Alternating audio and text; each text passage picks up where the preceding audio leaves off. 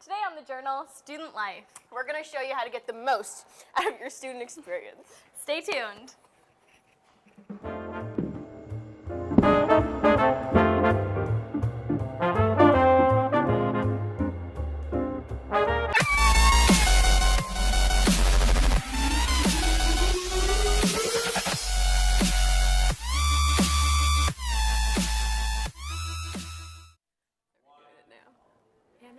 Welcome to the journal. I'm your host, Mary Kate Luke. And I'm your host, Yana Para. Today we feature 5 segments made by students for students.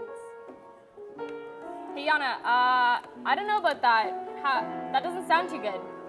But I've got the music in me. I don't know, maybe you should take a lesson or two, help it out a little. Okay, you're probably right. That would be good. I think you could take a lesson from the people in our first segment. We feature our segment by Ian McDowell on Centennial College's talent show. Let's take a look. Check it out.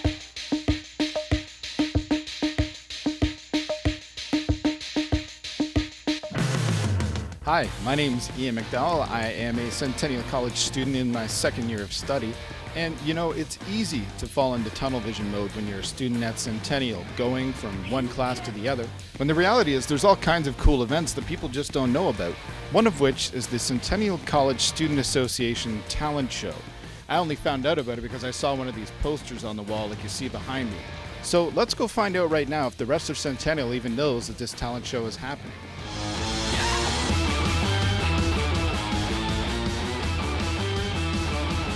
So did you know that Centennial College has a talent show going on right now? Not really. We already missed 2 days and then we found out there was one like today. No, actually, I didn't. No, I just found out today. No clue at all, buddy.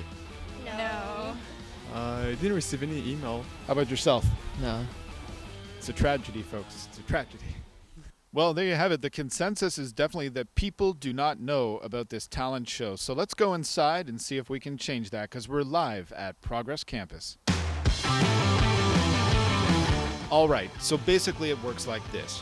If you're a student of Centennial who can dance, rap, sing, or some other talent, then you're eligible to enter the competition. Auditions are already underway for the finals in March, where the winner will receive cool prizes, including an internship in New York. Test 1, 2. Test 1, 2, 3. Test 1, 2, 2. Let your friends know if you have, if they have a talent, they want to be a part of this show. We have some great prizes. If you're here, just stick around and enjoy the show. All right, thank you. All right, let's give it up for Kelly. All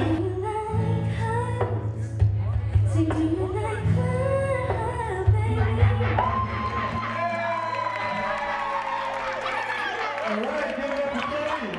Centennial definitely got some talent. I'm excited. You were a little nervous beforehand, I think. Can you tell us a bit about that? What was going through your mind before you took the stage? Yeah, I was really, really nervous because I'm not really used to performing at all. Well, bishops and bears, it's like nobody cares what the government asks. Nobody shares any new no one minds. People are selling their soul, this is the money. So how'd that feel up there? Just a little bit nervous, but I just did my thing. Okay. Well, as you can see, the talent show is well underway. Audience turnout, not the greatest. We wish there was more people here, but the hallmark of a great performer is someone who gives it their all regardless of the number of people in the audience, and that's what we're seeing today. Come on, because this is a great experience for everybody, Put your talent out there. You never know what can happen. So whether it's the talent show or some other kind of event happening on campus, participating in events like this is a great way to meet people. Just look at me and all the friends that I've made as a result of doing this talent show documentary. Hubba, hubba.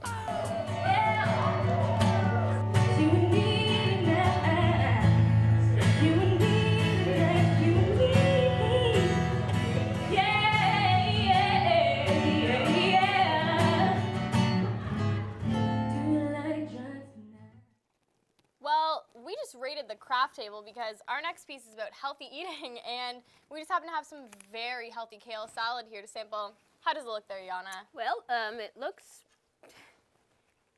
delicious. That was convincing. Here's Denise's piece on healthy eating. While you watch this, we're gonna try this salad. Oh, it's pretty awesome.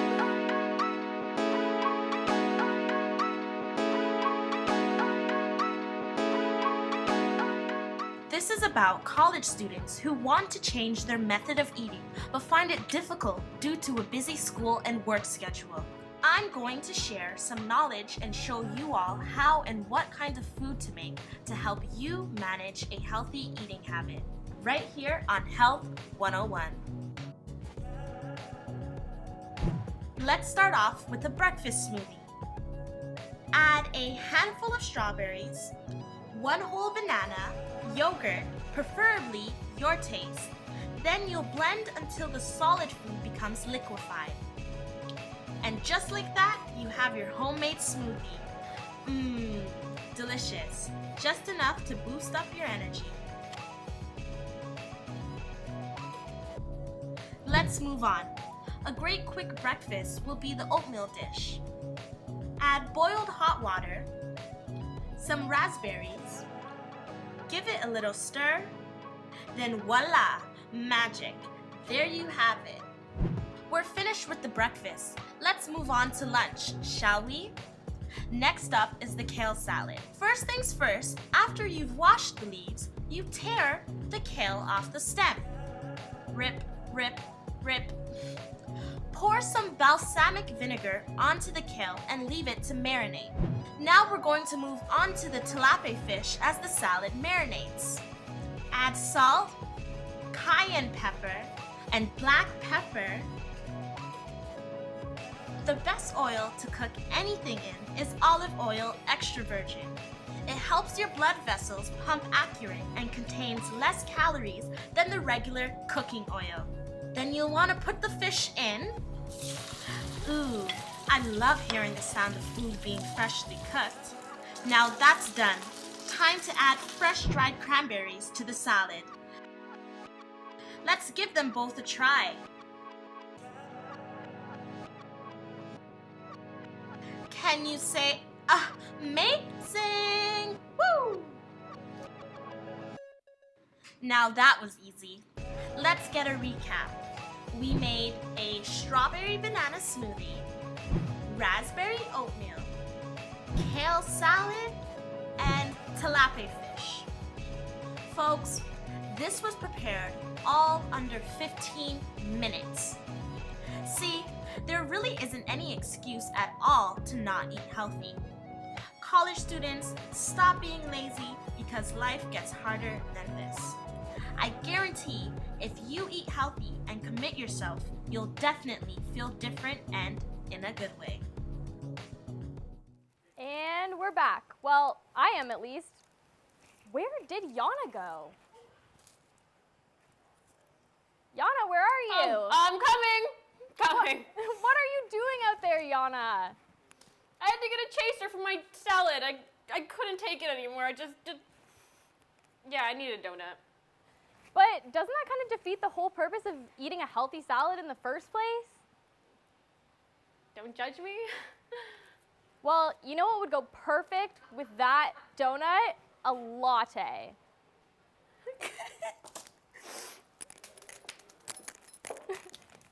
We can't get any right now, but we do have the next best thing. Snakes and Lattes is a board game cafe in Toronto that may have reinvented the coffee shop.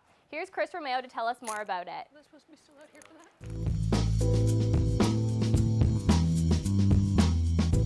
Snakes and Lattes is North America's premier board game cafe. We opened our doors August 2010. Board game cafes have been around for quite some time, predominantly in Asia and parts of Europe, but we're the first one to really do it in North America.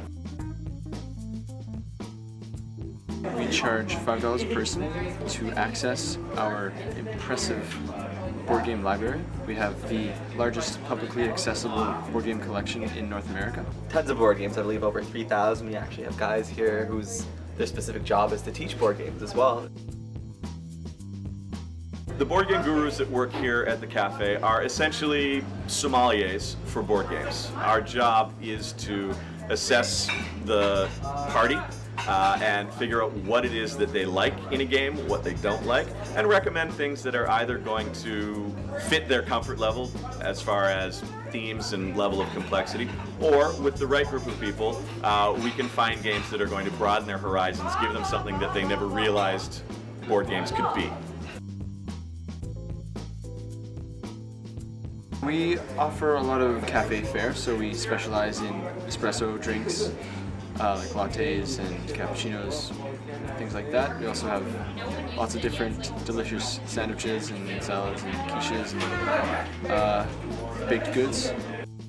I think what people like about playing the games here is the in-person, face-to-face interaction that they get. Your opponent is not somewhere around the world on a headset who you can't see. They are right there in front of you, making eye contact with you while you stab them in the back with your moves. It's just a fun place. You know, before I started working here, I've been on, you know, a couple like first dates and stuff, and they always went really well. It's a good place to hang out, get to know people. Board games are fun. You don't realize how much you like them. You know, as a kid you love them. As you get older, you don't really think about it. There's a big nostalgia factor for a lot of games. Because I mean, everybody has, you know, at some point or another played Monopoly or Guess Who or Kerplunk, that kind of stuff. I love this place, honestly. I wish there was more places like it or closer to where I live. This is just a lot more cooperative. You come here with at least one other person or a big group of friends, which I've done in the past, and it's just something you can't really do with online video games anymore. It's more of a one-person experience with online video games, so with this you actually get to communicate with your friends or family. It's a lot more fun, makes things a little more intense.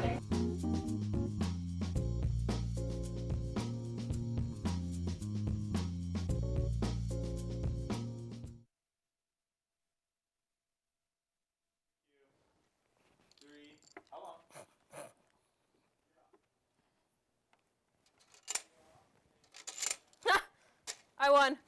Man, not again. Yeah, but anyways, I've actually been to that Snakes and Lattes place, but I know that they're making a new one called Snakes and Loggers, but I've never been there. You know what? I've actually been to that one. You have? It's one of my favorite places to go. You know, have a couple beers with friends and Yeah. play some board games, but I don't know, like beer isn't really my favorite, so maybe if they had like martinis and Monopoly, like that would definitely be something. Okay, so whoever is watching this right now that is Anyone in out there. charge of Snakes and Loggers, take her idea to heart, and if you already have that, we're coming after. We'll We're be coming- there. Yeah, right after the show. But if you are looking to really party with your friends this weekend, Sandra met up with the Comeback Season kids to talk all about party planning at Throw's weekly events here in Toronto. Here's Xander, Ron Ice, and Kim talking about the Comeback Season. Check it out. One of our friends let us like bring all our friends there, and all of a sudden it was at 751, that party at 751. We had invited all our friends there, and all of a sudden, like, you know, 200 kids show up, and we can't even get in the bar because it's so packed. We're all on the street. Half of the people are inside partying, and half of them are piled on Queen Street. Cabs can't even get through. No one can drive through because we're like on the street. That's how it started, and then we realized, like, hey, we can, like, how did this, like, we just capitalized on that, the fact that we could bring a whole bunch of people to a space.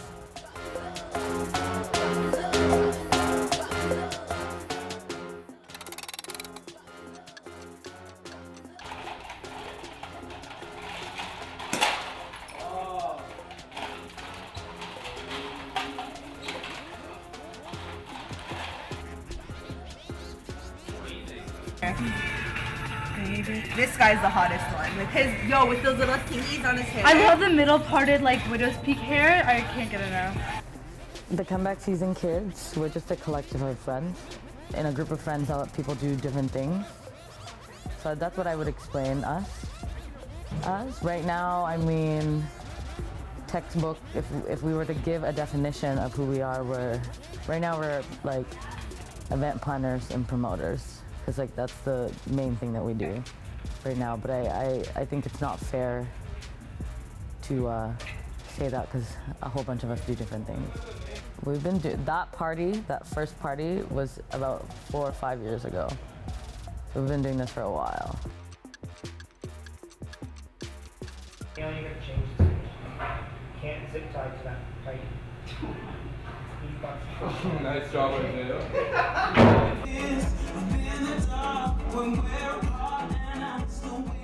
Today we have an event with Jessie Andrews, a model / DJ slash artist. You know, she makes jewelry or whatever it is she does. Whenever we have an idea of who we want to bring in, we bring it to one of the most important guys on our team. His name's John Ramos, and Ramos is a booker. So he goes and he finds the managers, he gets in contact with them, and you know he does that groundwork for us. We were throwing parties at like the Hoxton, like random spaces. No one really gave, like Inc. has given us the opportunity to do, like if we have a concept, we bring it to them and we can do what we want. Like before we had a little bit of like restriction because we didn't have that much money, we didn't have anything. We just had the idea in our heads that we want a good event. It was never like that. We never had that much like to do, but now we're a little more like, we have a little more structure and we gotta, you know, we work for Inc., so we gotta keep it together.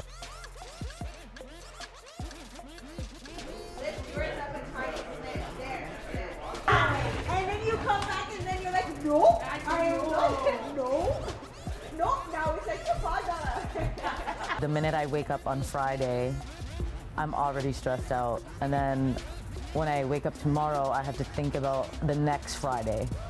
So like there's no really ever time for me to like decompress and like relax. Yeah, so always like I always have to think of like, you know, and even the things that we have in between, right? I mean, there's a lot to lose. If we're not, if we don't, it never used to be, like now we work for Inc., so there's a lot more to lose, like our job. We've created a brand for the past 5 years that's, you know, gone up. We've seen like it go up. And I would hate for like one successful event to ruin all of that hard work. So there's a lot to lose.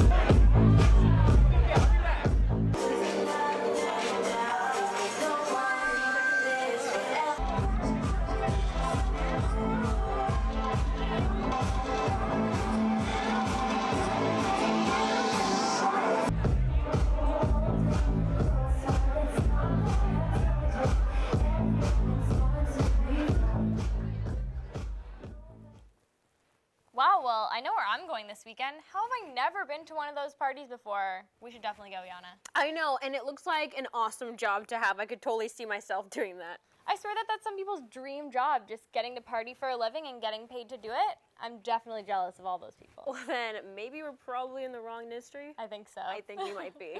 But being a student and having a job isn't easy, so Pat quickly explores the world of student jobs in our next segment. Take a look.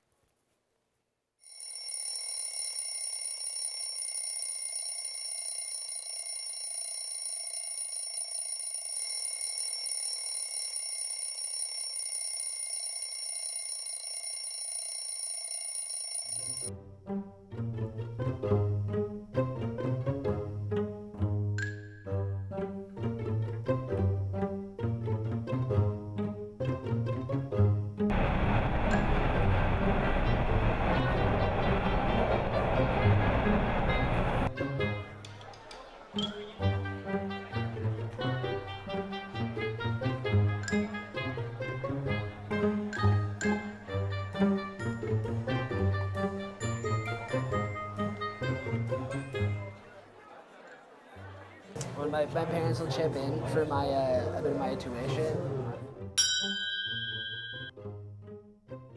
For the most part, I work 2 jobs over the summer, so I end up covering a lot of my rent and most of my luxuries before. So what you do is you work all summer in order to afford to go to school all year?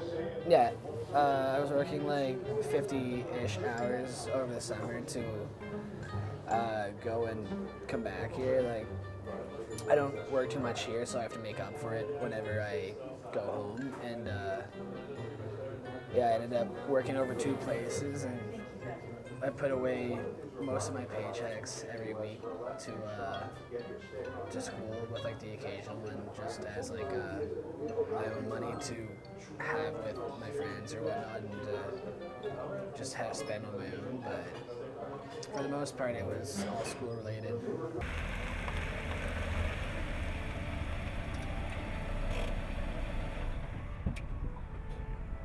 So I work like 40 hours a week, plus like being in school full time, so I try to come here on the weekend to catch up on the work that I do, and just try to make it throughout the other week. Mostly my weekends are just full of catching up on homework because there's just not enough hours in the day to do all the things I need to do.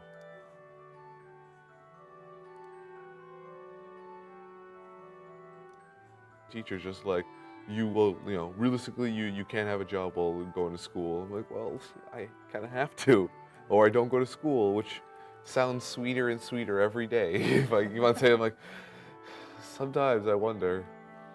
I actually talked to a friend of mine about it, like saying like, oh, would you apply for work, like before we're done school, like for in the field you want to go and see if you get a job in it. He's like, yeah, actually I did, and I got a job. I'm like, why the fuck didn't you go? I'm like, oh, it was a job in Guelph. Definitely. I mean, even having a part-time job, you have to change it up a bit. You have to be more responsible, and it wouldn't be bad either, just having a source of income that is more dependable, and so I can maybe cover a lot more of my expenses immediately, and not worry about it as much, and sort of have it accumulating. No, that's something I want to try during the summer. I'm recommending everyone do it. It's like, hey, apply for jobs in the field you want to over the summer when you have time to make a good resume. And by 2 years, you kind of have at least some work done, like something online. So I'm going to try that out. I recommend everyone to try it out because, hey, if you got a job in anything, like what you specifically want to get into, even if it's a low-end job, would you still stay in school for your last year? Like that? Like, hey, you can get a job doing so, as long as you're getting paid well and you don't want to put a bullet in your head. That's generally the upside for most jobs. It's the reason I keep this job. It's like, it's not glamorous or anything, but hey, it pays the bills at the end of the day. And it's like, it's one of those jobs that requires like super low amounts of thought. So it's like, oh, I can just think about like other things that I'm doing, because it's like, sometimes I have to play music or listen to something, because if I walk in this room and I'll clean like half this school, I won't remember like, wait, did I do everything? Because you just go through it and you're like a robot. It's like sweep, floor, garbage. It's like the most monotonous job in the goddamn world. But still, I don't know. I like it to an extent, at least for that reason, because it lets me not have to like put all this mental power into something, especially when you're in school full time, and my mental power is already being divided several different ways because of that alone.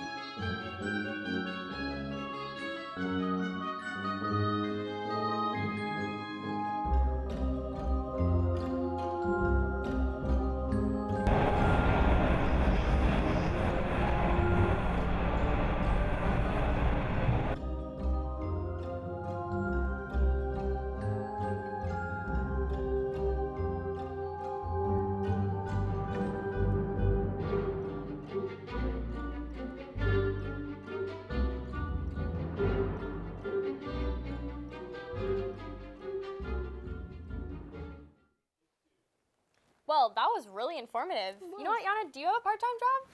Well, being awesome is kind of a full-time job, Mary Kay. You know what? I knew that, and that's the only job that you're ever gonna need, Yana.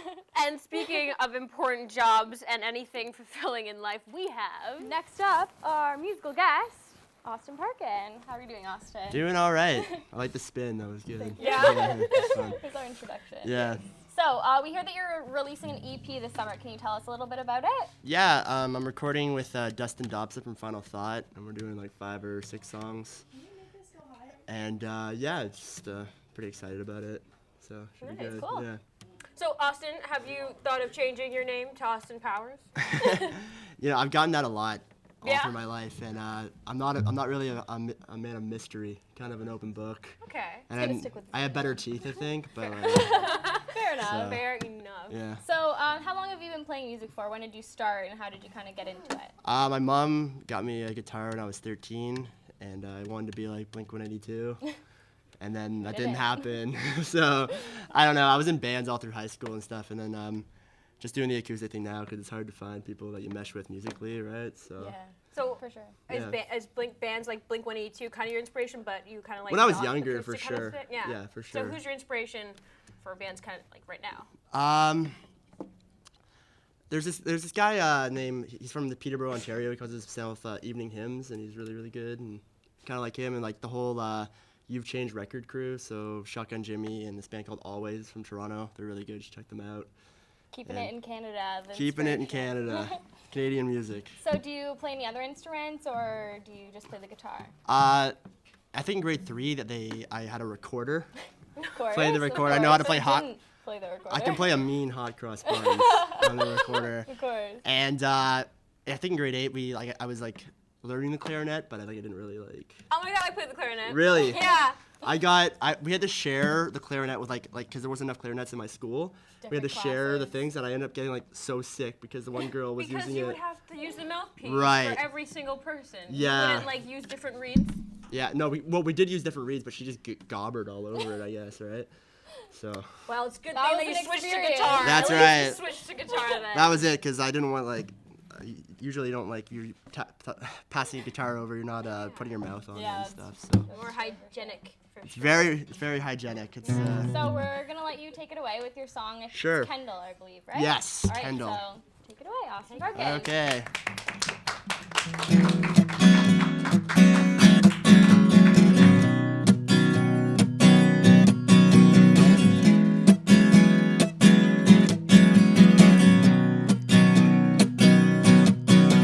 We'll waste away, grow old and make mistakes, and fly away, fly to the better days.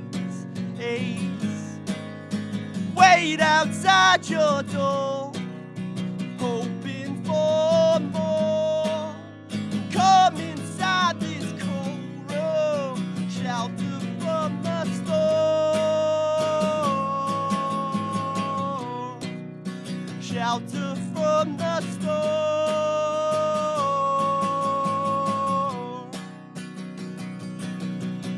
Yeah, I'm okay, but I've seen some better days. So go away, come back another day.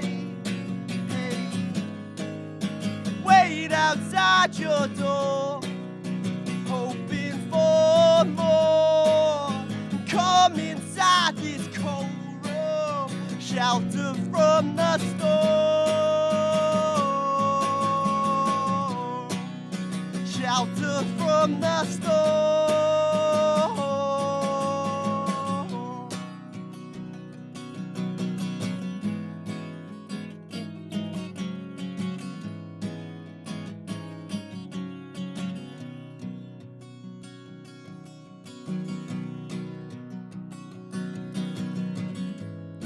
And you came with the rising sun, and you go with the boy you want. You're 2 stone, baby, 2 stone, honey, I know. And you came with the rising sun, and you go with the boy you want. You're 2 stone, baby, 2 stone, honey, I know. And you came with the rising sun. Boy, you want 2 stone, 2 stone, 2 stone.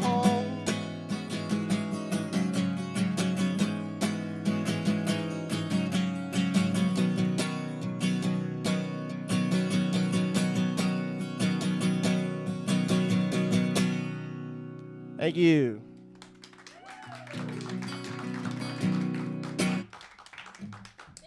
Austin, that was amazing. I honestly felt chills. That was so good. That was really good. And we're gonna be for sure gonna check out your EP when it comes out. Awesome. Everyone, make sure you pick it up. Yeah, do you want to do like a little shout out? Hey, Mom. Bye. Yeah, that was it. Yeah. Wow. That was I can't. There's no words to describe like how great that was. Your entire You're like very, very talented. very strong voice. Thank you. Thanks. Yeah, thanks. Well, thanks for being here today. That was such an amazing performance, and what a perfect way to end our show today. It sure was. And that's all the time we have for today, but don't worry, be sure to join us next week for more of The Journal. We'll see you next week. Bye, guys. Bye.